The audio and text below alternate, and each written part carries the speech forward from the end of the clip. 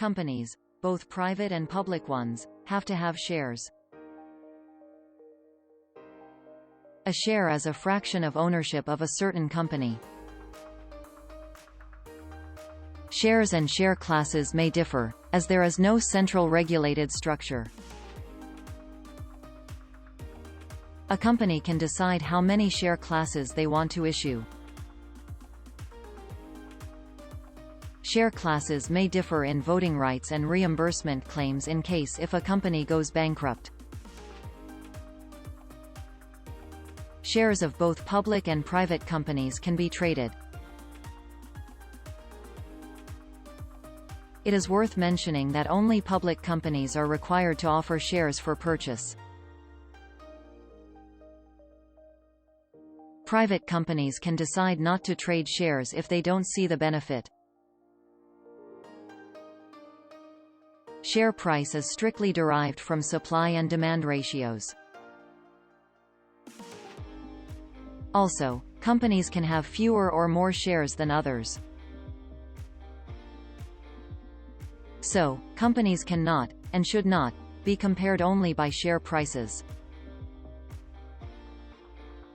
Some companies may offer their shares for free or at a discount, for example, to their employees. Why do companies need shares? First of all, they are usually obliged by law to have them. However, the main benefit is that companies can attract money for their operation purposes. At some point, a company can decide to split its shares in half or more.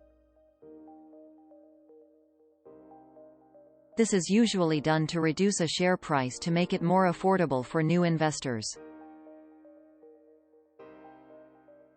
A company can also perform a reverse split, combine shares together. A reverse split increases the price of a share. Both split and reverse split are neutral operations. Company value stays the same. Do you look at share prices when trading shares?